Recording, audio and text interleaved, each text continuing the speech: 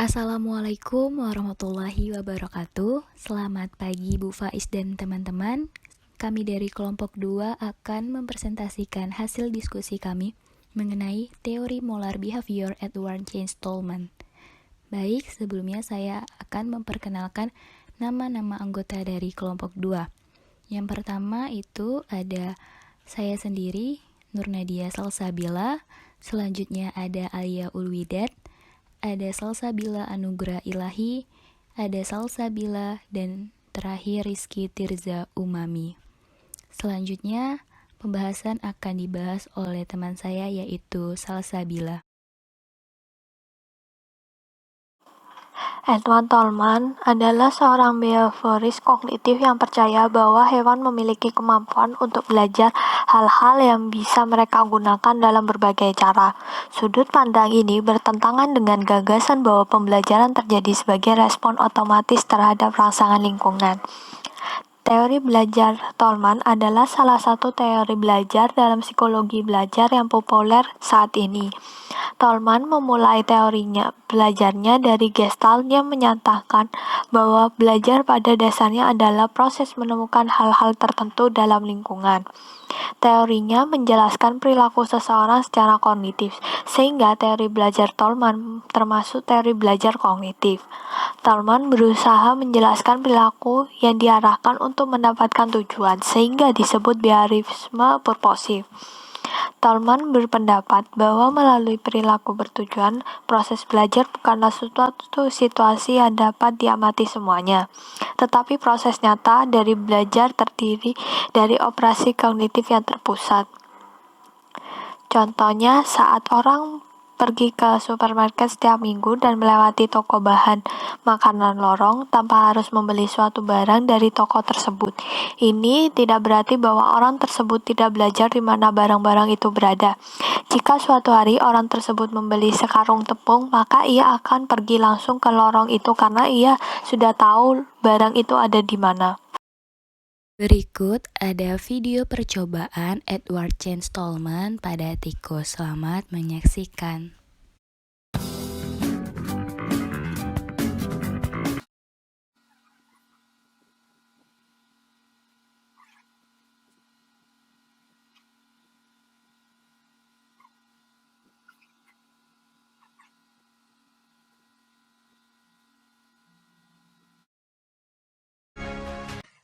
Tolman dikenal untuk teori belajar laten yang menyatakan bahwa belajar terjadi bahkan jika tidak ada imbalan. Hal ini dapat dilihat dari percobaan tikus berikut. Percobaan di mana tikus dilatih untuk menjalankan labirin tanpa hadiah. Pada hari pertama, tikus menyelusuri labirin tanpa diberi hadiah, yakni berupa keju. Lalu tikus itu mencoba menyelusuri dengan lama beberapa menit. Walaupun begitu dia berhasil. Lalu setelahnya, yaitu hari besoknya, dikenalkan hadiah yakni berupa keju. Sehari setelah hadiah diperkenalkan, tikus mulai berlari labirin lebih cepat. Ini menunjukkan bahwa tikus mengembangkan peta mental labirin ketika mereka melalui tanpa hadiah. Setelah memperkenalkan hadiah, tikus menunjukkan pembelajaran mereka dengan mampu menjalankan labirin lebih cepat untuk mendapatkan hadiah. Selanjutnya, ada penjelasan 6 konsep teori belajar sebagai berikut. Pertama, saya akan menjelaskan mengenai konfirmasi versus reinforcement atau penguatan. Tolman menganggap bahwa konsep penguatan tidak penting sebagai variabel belajar. Tetapi ada kemiripan antara apa yang dinamakan Tolman sebagai konfirmasi dengan behavioris dan hal itu dinamakan sebagai penguatan. Dan menurut Tolman, pada penguatan ini memiliki ekspektasi yang disebut menjadi confirmation of an ekspektasi atau konfirmasi harapan. Dalam perkembangan peta kognitif adalah sebagai suatu gagasan penguatan seperti yang dipakai oleh behavioris.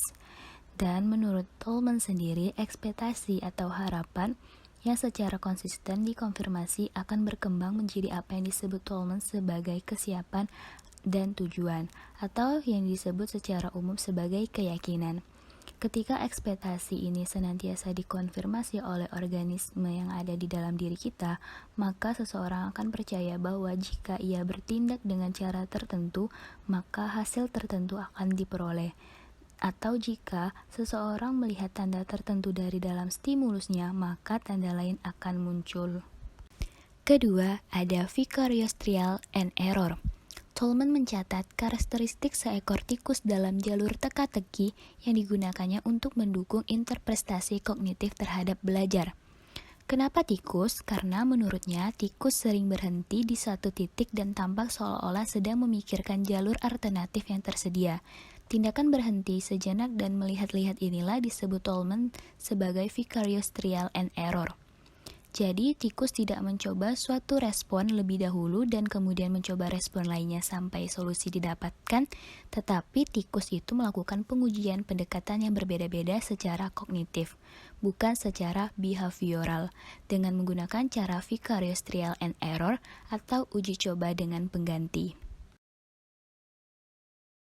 Ketiga, ada learning versus performance atau belajar versus performa.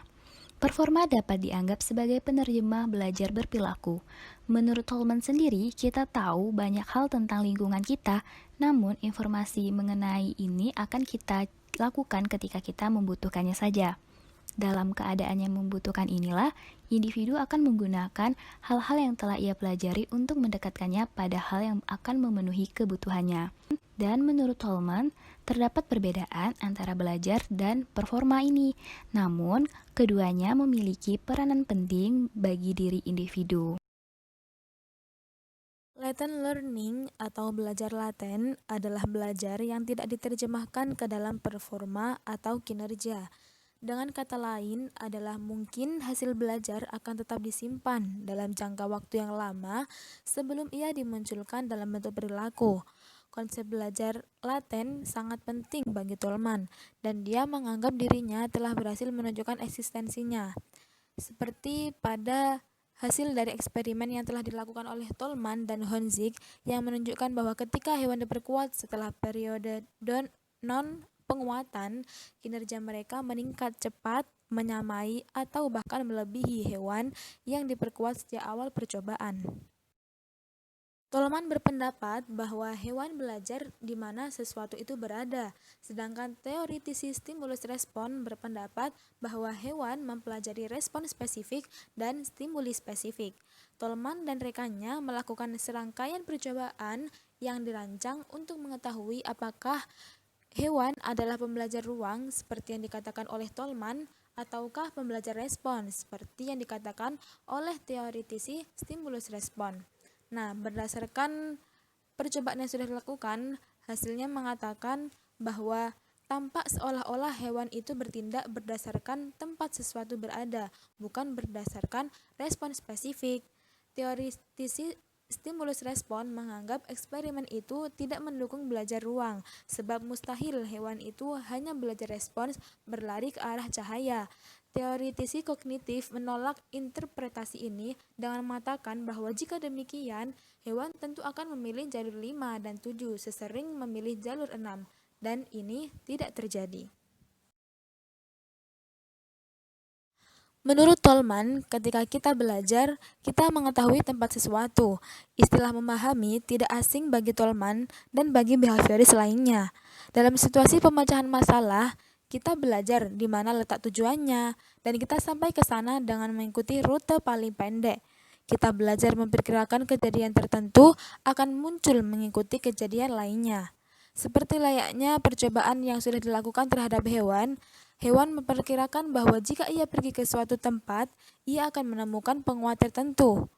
Teoritisi stimulus respon memperkirakan bahwa perubahan penguat dalam situasi belajar tidak akan mengganggu perilaku selama kuantitas penguatan tidak berubah drastis. Tetapi, Tolman memperkirakan bahwa jika penguat diubah, perilaku akan terganggu karena dalam reinforcement ekspektasi atau ekspektasi penguat tertentu akan menjadi bagian dari yang diharapkan. 6 jenis belajar menurut Tolman. Dalam artikel There is More Than One Kind of Learning, Tolman mengusulkan ada 6 jenis belajar.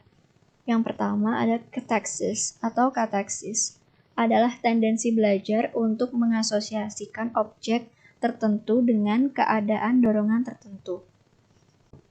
Misalnya ada makanan tertentu untuk memuaskan dorongan lapar dari seseorang yang tinggal di suatu negara. Orang yang tinggal di daerah di mana biasanya makan ikan sudah menjadi kebiasaan cenderung akan mencari ikan untuk menghilangkan laparnya. Orang-orang ini mungkin tidak menyukai daging sapi atau spaghetti, karena menurut mereka makanan itu tidak diasosiasikan dengan pemuasan dorongan rasa lapar.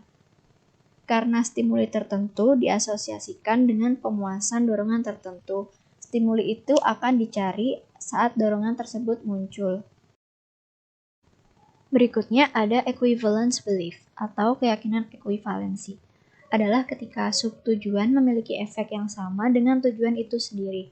Tolman menganggap bahwa jenis belajar ini lebih berkaitan dengan dorongan sosial ketimbang dorongan fisiologis. Misalnya, seorang atlet olahraga yang belajar pada fakultas ataupun akademi olahraga, maka dengan jelas dapat ditunjukkan dengan minat, kebutuhan dan menerima pembelajaran tanpa harus menanyakan tentang kualitas nilai belajar dan juga tanpa menanyakan tentang equivalence belief. Berikutnya yang ketiga ada field expectancies atau ekspektasi medan, berkembang dengan cara yang serupa dengan perkembangan peta kognitif. Organisme belajar bahwa sesuatu akan menimbulkan sesuatu yang lain. Setelah melihat isyarat tertentu, ia akan berharap isyarat lain akan muncul. Ini bukan belajar SR, tetapi SS atau isyarat-isyarat. Misalnya, seorang mahasiswa yang melihat suatu isyarat untuk belajar. Setelah memiliki bekal ilmu yang cukup, ia berharap untuk bisa menjadi model pembelajaran untuk mahasiswa yang lainnya. Kemudian ada mode medan kognisi, yaitu strategi untuk menangani situasi pemecahan problem. Nah, ini adalah tendensi untuk mengatur bidang perseptual dalam konfigurasi tertentu. Tolman menduga bahwa tendensi ini adalah bawaan namun dapat dimodifikasi oleh pengalaman. Nah, kenyataannya sebagian besar hal penting mengenai strategi yang berhasil dalam memecahkan masalah ini adalah strategi itu akan diuji cobakan lagi dalam situasi yang sama di masa yang mendatang. Misalkan ketika seseorang ingin menyelesaikan suatu masalah, dia bisa menggunakan strategi yang pernah dia coba di masa sebelumnya dan bisa dimodifikasi lagi untuk pemecahan masalah tersebut. Kemudian ada jenis belajar diskriminasi dorongan atau drive discrimination, yang berarti adalah organisme dapat menentukan keadaan dorongan mereka sendiri dan karena itu bisa meresponnya dengan benar. Seperti contoh, ditemukan bahwa hewan dapat dilatih untuk berbelok ke suatu arah dalam jalur teka-teki berbentuk T apabila mereka merasa lapar dan akan ke arah lain apabila mereka merasa haus. Yang terakhir ada pola motor atau motor pattern, di mana itu merupakan sebuah usaha untuk memecahkan masalah. Nah, Tolman menunjukkan bahwa teorinya sebagian besar terkait dengan ide asosiasi, tapi tidak terlalu berhubungan dengan perilaku.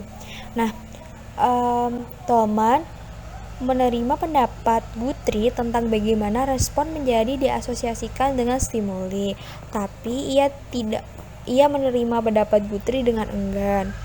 Seperti pada perkataannya bahwa kondisi di mana pola motor didapatkan mungkin adalah kondisi di mana gerakan tertentu membuat hewan menjauhi stimuli yang hadir saat gerakan itu dimulai.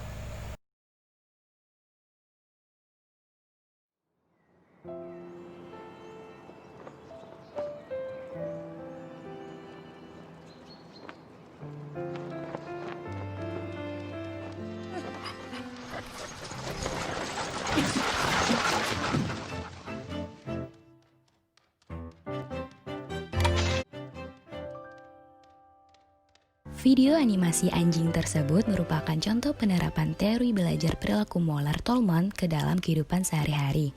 Karena menurut Tolman sendiri, belajar merupakan suatu kegiatan untuk mengenal lingkungan atau situasi yang ada di sekitar. Teori Tolman juga membahas bagaimana makhluk hidup tidak hanya sekedar melibatkan hubungan stimulus dengan respon, tetapi dapat memperhatikan pemahaman tentang situasi yang berhubungan dengan tujuan belajarnya. Dapat kita lihat pada anjing tersebut yang diarahkan untuk mendapat tujuan dengan berbagai tahap perkembangan yang berhubungan dengan kognitif, sehingga anjing tersebut memperoleh cara baru dalam mempresentasikannya secara langsung. Anjing tersebut memperhatikan pemahaman tentang situasi yang berhubungan dengan tujuan belajarnya, walaupun sempat gagal di awal. Namun pemahaman atas belajarnya itulah yang menjadikan anjing tersebut bisa menolong difabel yang membutuhkan bantuannya. Sehingga anjingnya menuntun difabel tunanetranya ke tempat yang lebih aman dengan baik dengan menaruh lehernya ke dalam tas difabel tunanetranya tersebut. Hal ini disebut sebagai konfirmasi versus penguatan.